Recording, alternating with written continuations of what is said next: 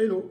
Donc là, je vous propose de faire un exercice sur les suites et plus précisément sur le raisonnement par récurrence. C'est parti!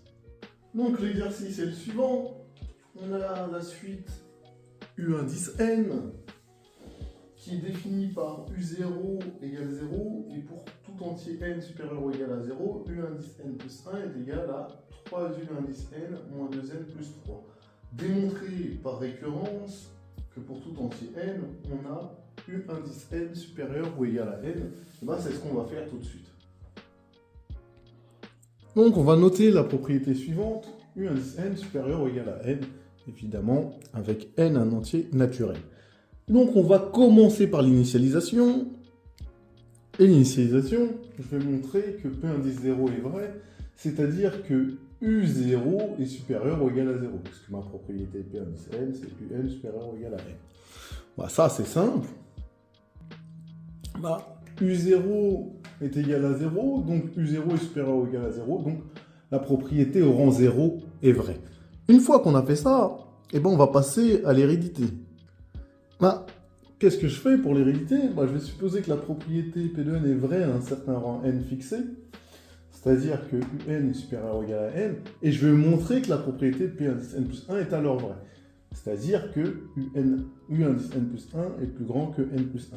Donc tout de suite, ce que je fais, c'est que je vais écrire U indice n supérieur ou égal à n, ce qui est mon hypothèse de récurrence, et tout en bas, je vais mettre la conclusion à laquelle je dois arriver, U indice n plus 1 supérieur ou égal à n plus 1. Et après, il me suffira de mettre des implications à chaque fois. Comment je passe de U indice n à U indice n plus 1? C'est simple, je vais regarder la formule de récurrence qui me dit que U indice n plus 1, c'est égal à 3UN moins 2n plus 3. Donc la première opération que je fais sur UN, c'est que je multiplie par 3 de chaque côté. Donc je peux dire que j'ai 3UN supérieur ou égal à 3n. La seconde opération, c'est que je fais moins 2n plus 3. Et donc, c'est ce que je vais faire de chaque côté. Évidemment, je n'ai pas précisé, comme 3 est un nombre strictement positif, le change de l'inégalité ne change pas.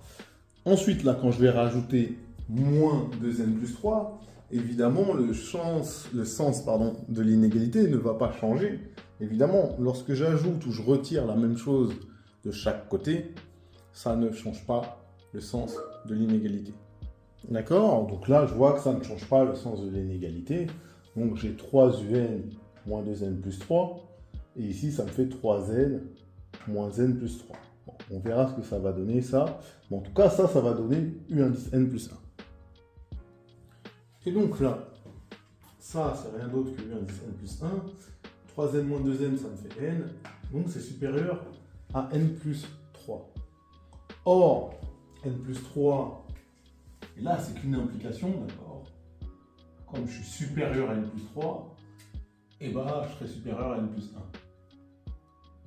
Car n plus 3 supérieur ou égal à n plus 1, mais en fait c'est même strictement. Si je suis strictement, je peux dire supérieur ou égal. Et donc, j'ai montré l'hérédité puisque P indice n vrai implique P indice n plus 1 vrai. Et donc, la propriété est héréditaire. Ainsi, on sait que P indice n vrai implique P indice n plus 1 vrai. Ça veut dire que la propriété est héréditaire. On va conclure par initialisation hérédité. La propriété P de n est vraie pour tout entier n. Donc, U indice n supérieur ou égal à n pour tout entier n. Voilà, fin de l'exercice.